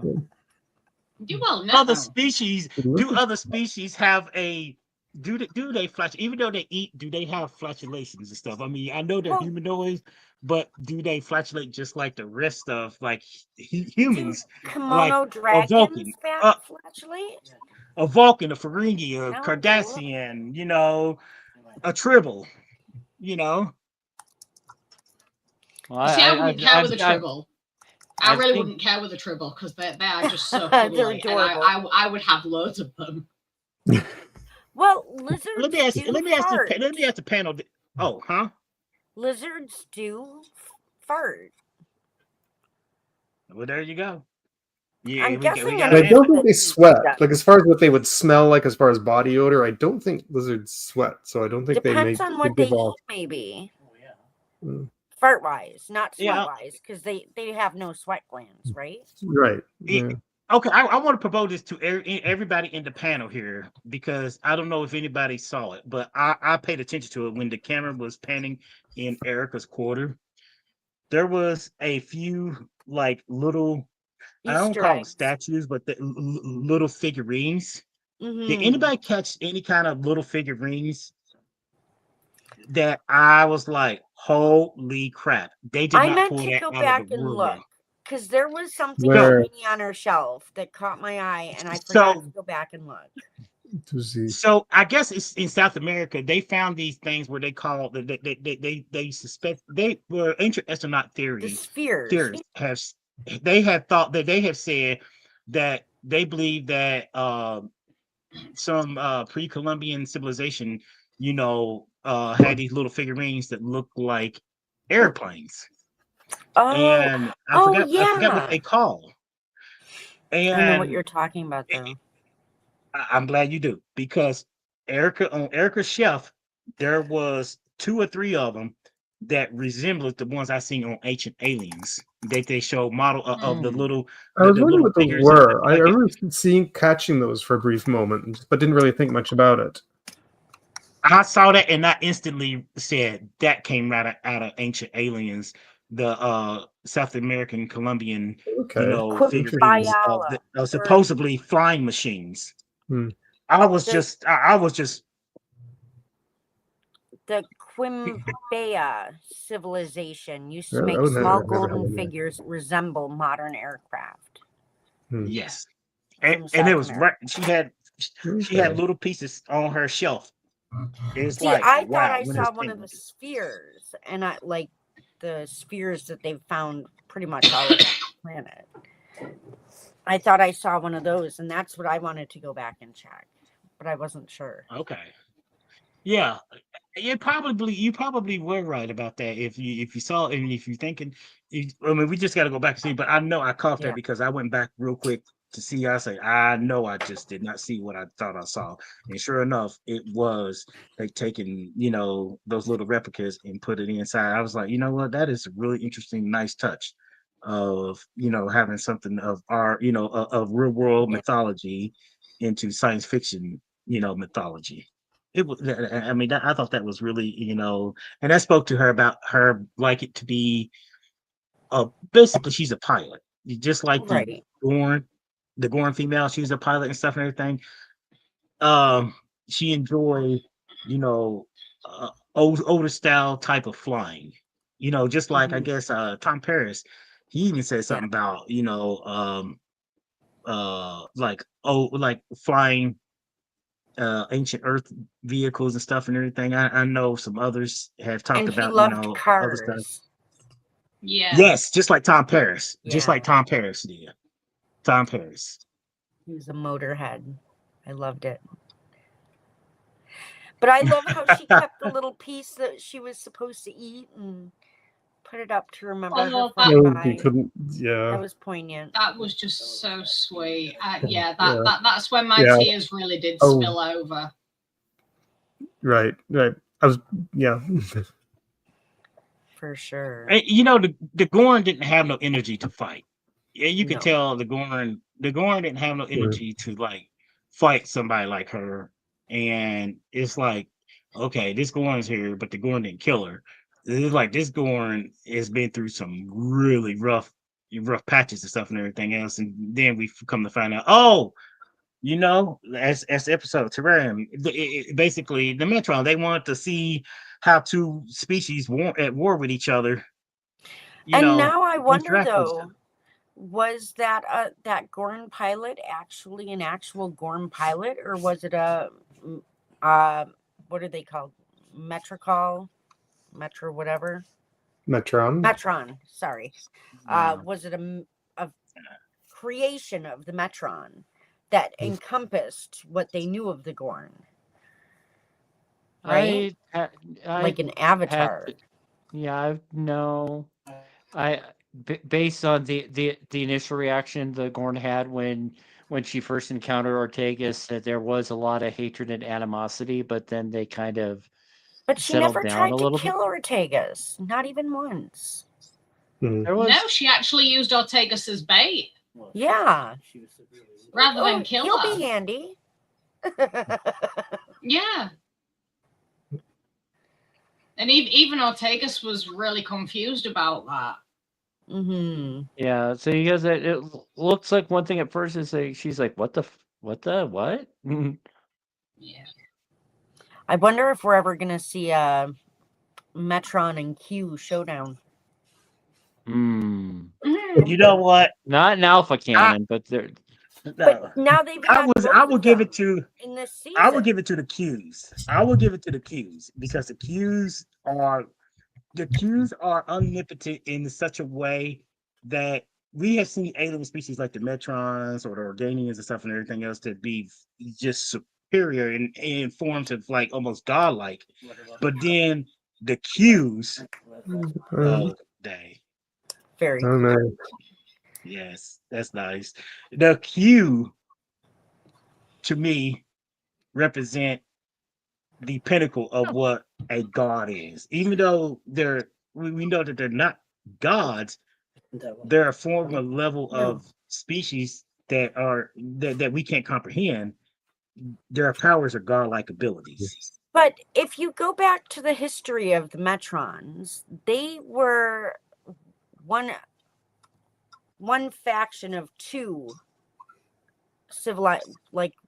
their civilization was broken into two factions. The Metrons, kind of like Vulcans and Romulans. The Romulans. So how do we know the Q aren't actually the other side of that civilization? And you know what? There's debates about that, about like the Guinan species. What are they called again, Dave? What's that? Guinan. Guinan species. Elorian. Elorian. The what? Elorians. Elorian? Okay. Elorians. There's a lot of debate about could they be a type could they have broken up because they can live for a very, very long time. Guinan said when she was born, her father was 500 years old. Mm-hmm. Yeah. You know, it's like your father was 500 years old when you was born, you know, but to them, you know, it's one of the things where there are debates whether, you know, Elorians could have been at one point part of the Q continuum, but they broke off, like you pointed out, the Vulcans. And then, or maybe they're the other half of the Metrons. Right? I mean, we don't know. That's good for story writing. That's good for like the writers. They could play around with something like that if they wanted to. You know, you throwing out some really good ideas, and that's something that they could take that into play when they do some regesturing the whole franchise. A traveler. Yeah. See, I haven't read this in its completion yet, but it's got the Metrons and the Q and all that in here. That looks like a really great graphic novel. Oh, and it's got the DS9 Voyager Next Gen original series. It's got them all in here. Very cool. DS9. I like the cover. Oh, I don't know. I think he's on the balcony. It's a nice night out, so they're enjoying the good weather while they can. I don't know what is up there, but it's 60 degrees out here. I don't know. It is. I'm in on Celsius, but it's 14 Celsius, which is 9 Celsius here. 58 Fahrenheit. Okay. But my phone had to tell me that because I suck. Yeah, I don't know it either. Yeah. I'm terrible with conversions. Yeah. Yeah, it's 60 outside right now. Here in the Springs. Maybe. Come on. Get updated. This episode, I look at this episode too, in a sense, it's like it's the calm before the storm, because next week is it the season finale day? Mm-hmm. Yes. So it's the calm before the storm. and it wasn't like it wasn't like a what was that like a build up. Yeah, it wasn't like a build up, because I remember we seen episodes like that in Trek before where the calm before the storm, and something traumatic happens and stuff and everything else. It's like, I wonder what they got planned for for this week's Star Trek And season. is it going to be a two-parter again that we have to wait till next season to? I know. Plug your It ears. better not end on a really big cliffhanger like season 2 did, or I am going to be kicking off on next week's show. Say, Big time.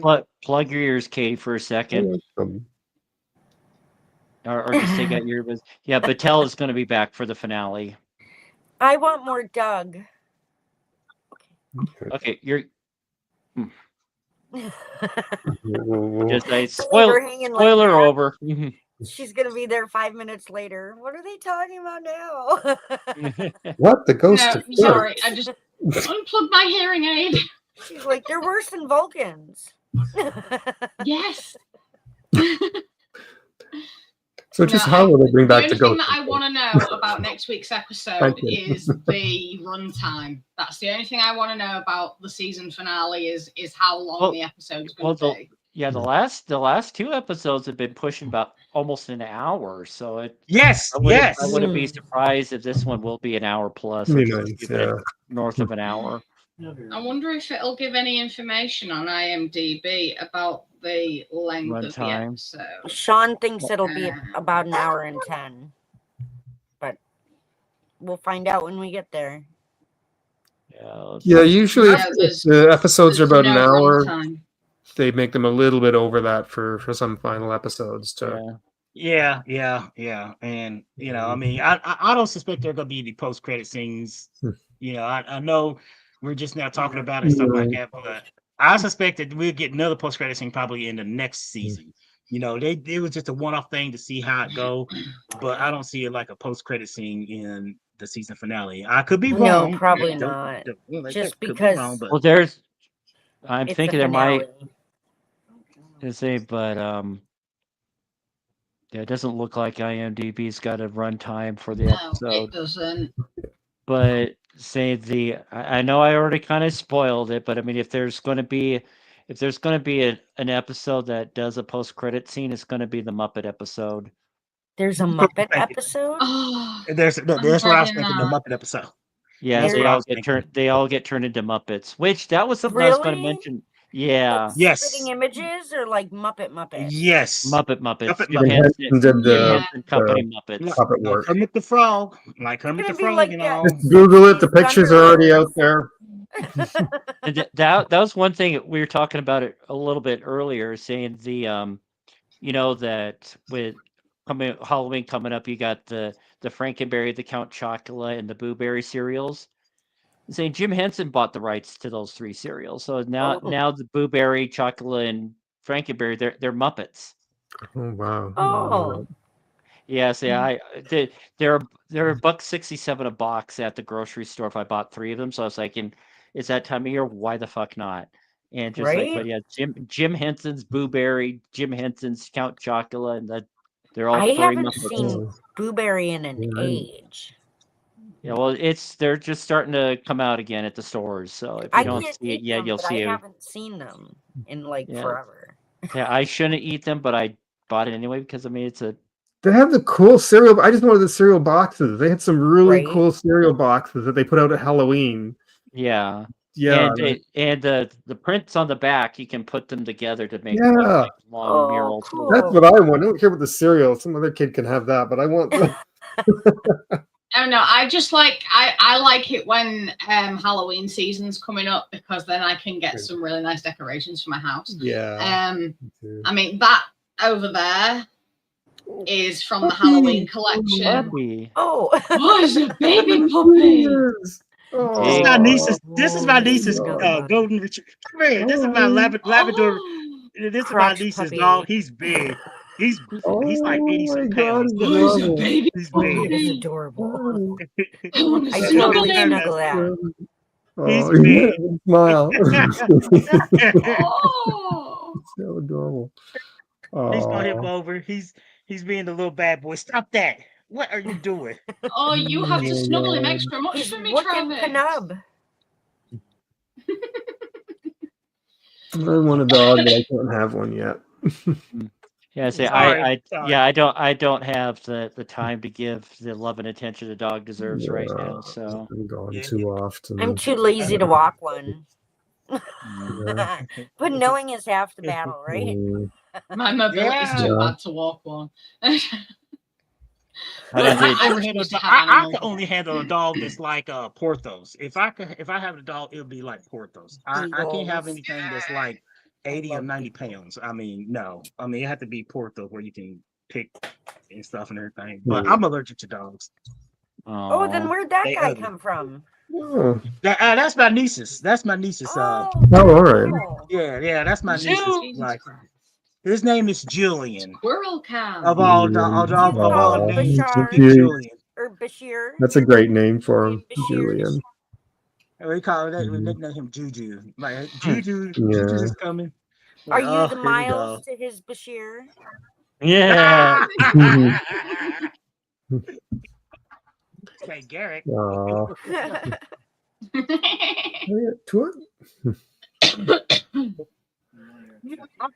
Overall, I know.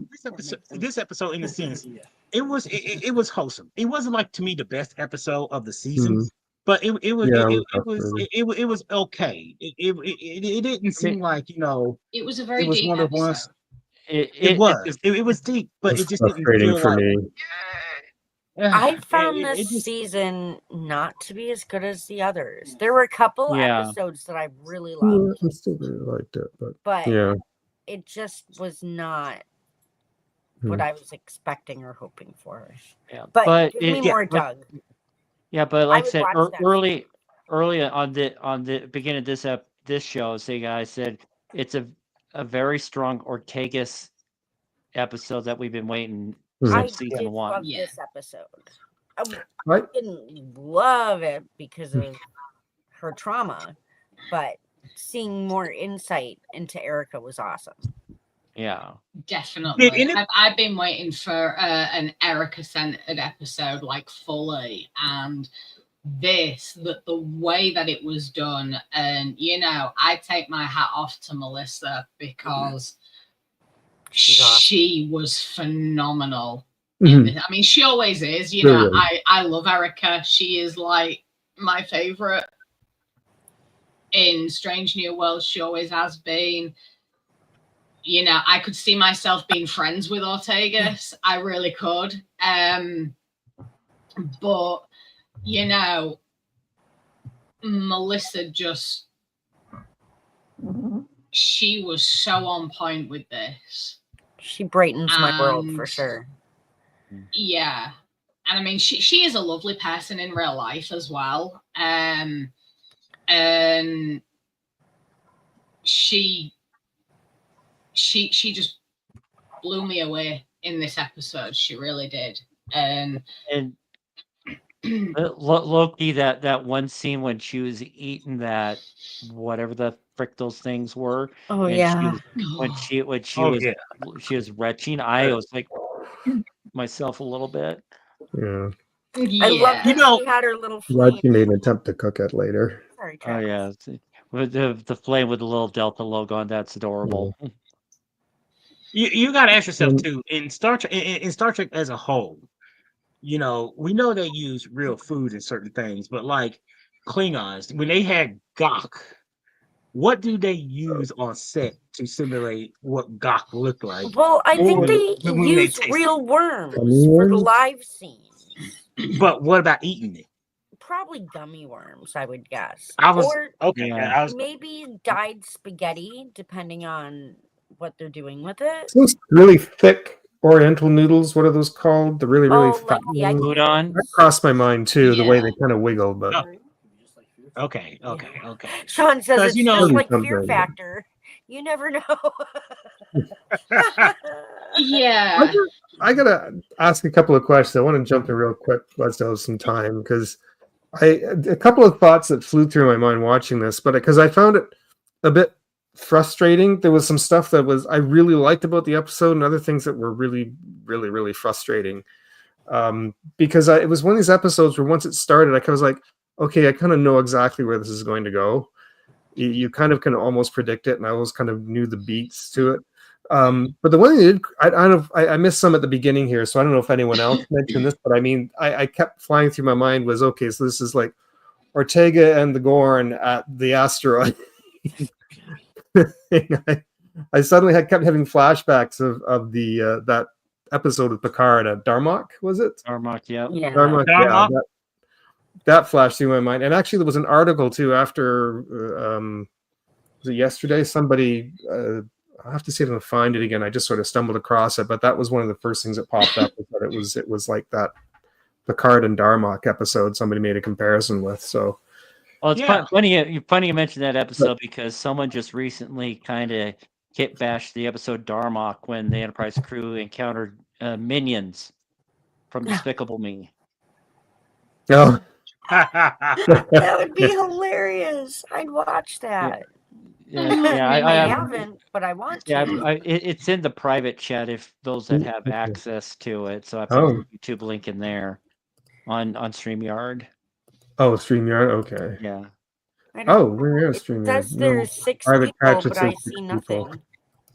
I'll put it on my socials later. I'll probably put it in the Technically Technobabble on Discord, which you can definitely join in on that. I've been bad about not saying the like and share and all that, but no, you can go to bit.ly/tech, or gosh darn it, I cannot talk today.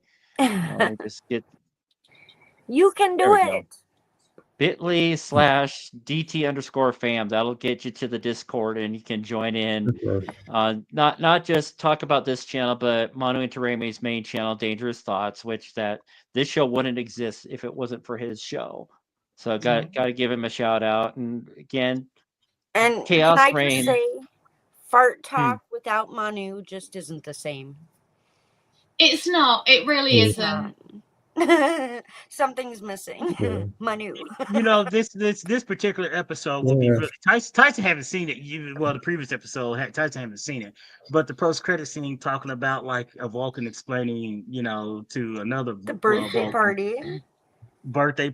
Hold my finger, and then you flatulate. Yeah, it's like just how matter of factly Spock said, and then you flatulate. So he's like, and he's like. What? I wonder what was going to do in that moment. The expression of their faces was like they just looked at each other and it was like, oh my god, this is so funny because they were just flat, just their faces were just non-expressionist. Right. But go ahead, Petty. I'm sorry, you saw your hand went up.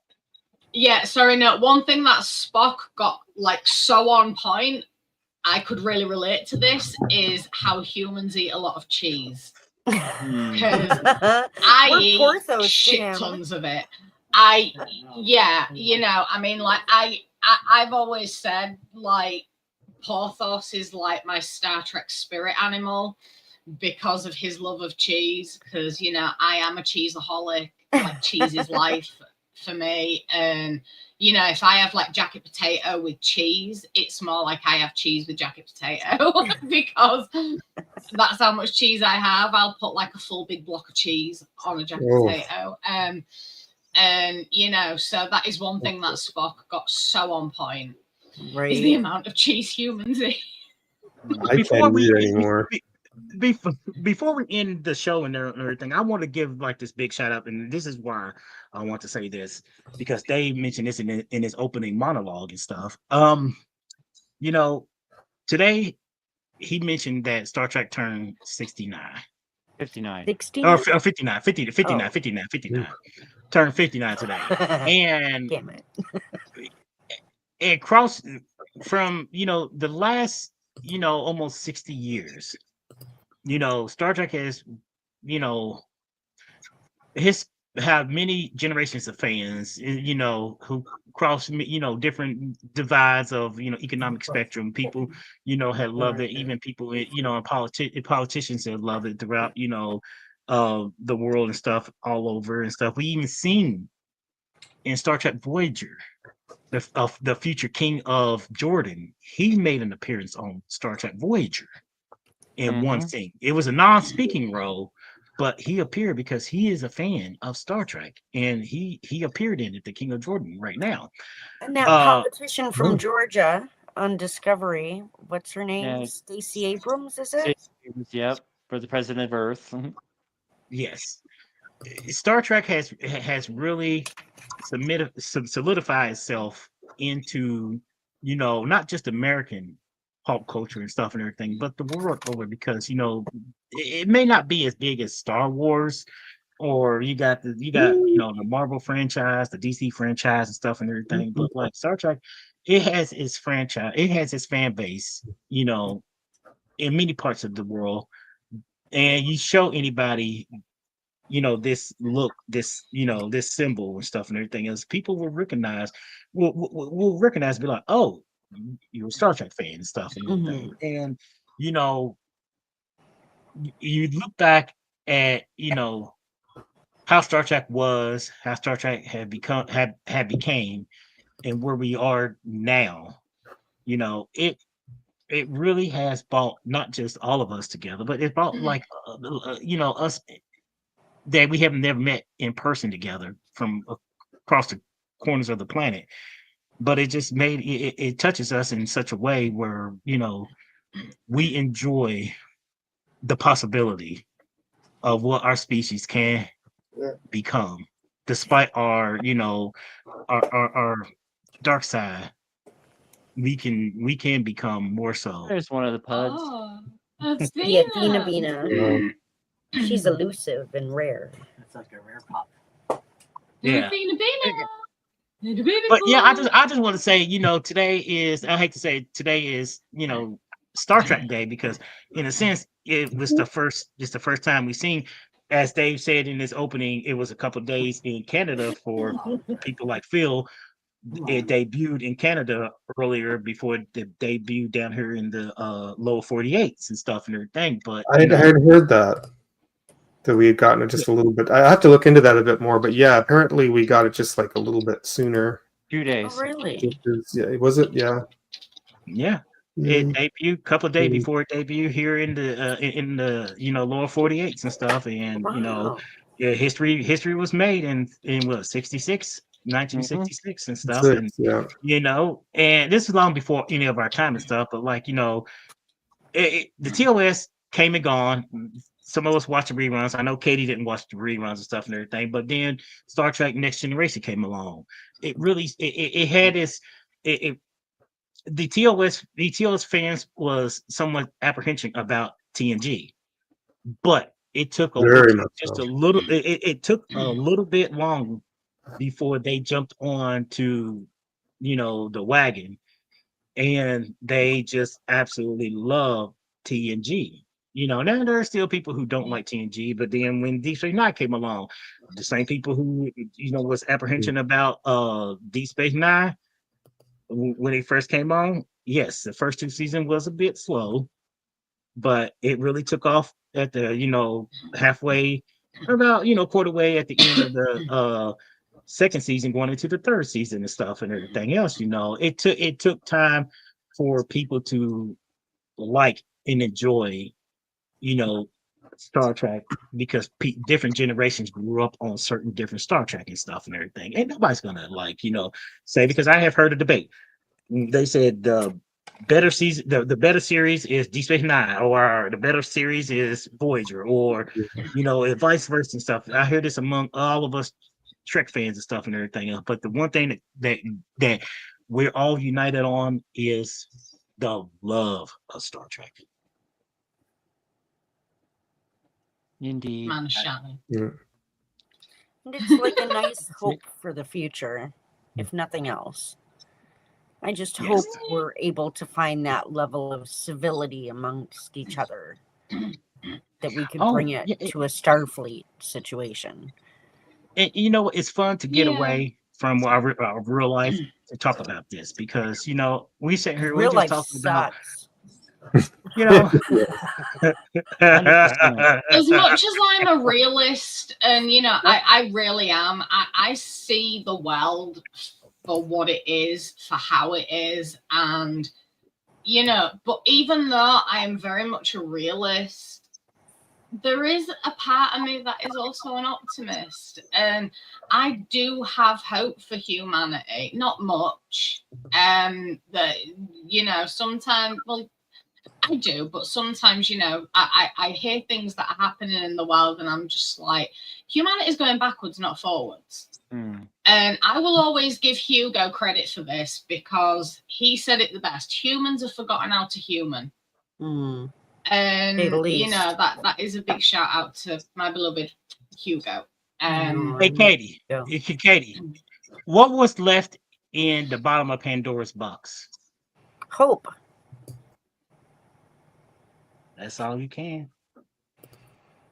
I think this is why there's always, a silver lining. I always try and find the silver lining to everything, regardless of how shit a situation is, regardless of anything. Well, not necessarily a silver lining as such, but I always try and find something nice within it, or something pretty, something beautiful, something to make someone smile. And regardless of how much of a realist I am, there is always that part of me. And I still look at a bloody sunset or a sunrise as though it's the first one I've ever seen, because I keep that, I grasp hold of that tightly so that I've always got something to cling on to, something to hope for.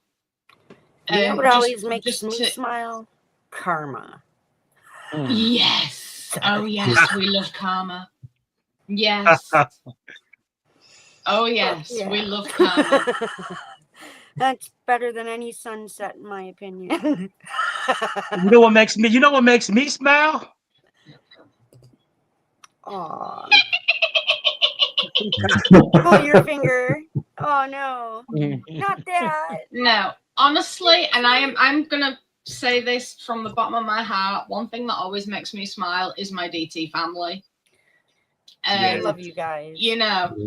I absolutely adore you lot. I really do. And when I found, well, at the time it was Manu's Dangerous Mind, that became Dangerous Thoughts. But when I found that Twitter space completely by accident because I broke my own rules while I was trying to sleep, I found my people. And right, for real. You lot never failed to make me smile. And, now we've kidnapped Phil as well, and all of you make me smile guaranteed. And at least one of you break me every time we get together. And something that you can think this, the Mono and Tyson show has been on a hiatus for a good long while. And, much longer than they anticipated. That's for sure. For reasons and stuff and everything. But look, we have kept the trick going. Yes, we have kept the OG technically trick going. We have bought some new faces. There have been new people who stop in, and to anybody who's watching this and stuff, do not be afraid to join in on us, as Dave said a little while ago, live. You can interact with us, through the chat. Or you can interact with us, on camera, on mic, on camera or on mic and stuff. We offer, this channel offers one of the few times when we're live that you can interact with us live and stuff, and you can talk with us and stuff, and you can voice your thoughts, opinions, or concerns about anything and stuff and everything. None of us, we have friendly debates. We don't all agree with each other, but we all have like little friendly debates and stuff, and we enjoy it. Sometimes everybody's not able to join, but guess what? The OG technically trick is always tricking. Always. I don't think any of us have had to argue with you yet, Katie. Oh, me and Travis have come close when it's come to TOS, but we love each other. Yeah, I think we're going to call it good tonight because there's some house stuff I need to tend to, but Or you can pop in. The big guys here. Look who's back. I was just about to pop on the graphic for next week's episode. New life and new civilizations. We got a smiling Spock again. So it's not the creepy, toothy smile, but it's a smile nonetheless. So Maybe that means Doug is nearby. Cute. it's a Maybe. possibility. That's creepy. More That's Doug, very more creepy. Doug. That'd be I kind find of creepy cute though. His smile is just a weird, like sort of creepy. Just generally speaking, there's something. But I love it. about It's adorable. I love his smile. I really do. And I mean, but there again, I'm probably the only person in the Trek universe that actually thinks a baby Gorn is adorable. No. So They did last week. Yeah, but in 2 weeks I should have a new smile, so that's going to be interesting to see how that turns out. So You're I getting like your new smile. No, well, I'm gonna have more teeth when I Oh. smile. nice. I'm getting Mhm. partials up top. So Okay. yay for, Good deal. yeah, I'm officially getting old. I got to put in the dentures. Welcome to the club. Oh, Grandpa denture flavor. Yeah, see, well, once I get, I'm definitely going to pick up some of that denture water. We'll W. worry mean, when Dave, we see you Taste log test it on live with on your camera. This is, in a glass. I mean, Dave, this is fake right here. Oh, this is, these are all Really? veneers up front, but What'd you do? Hey, guys, don't tip my tummy with the taste of nuts and honey. Oh my! well, I'm happy to say I'm almost 57 and I have all my teeth. Job, I have- Good job. Yeah. I have What been we have- paranoid about the dentist and taken exceptionally good care of my teeth my whole life. yeah, see, That's- not so much for me. that's- So, but what was your question, Mala?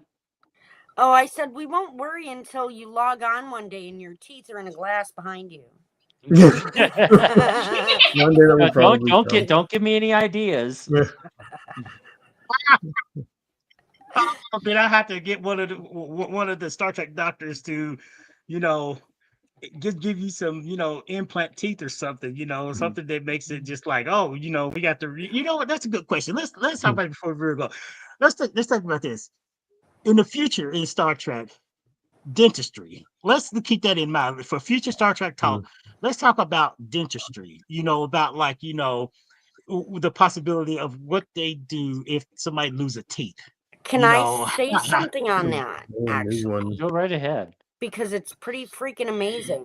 The University of Guelph, for about a decade now, they've been working with former hockey players to see about using sonic vibration to regrow teeth naturally.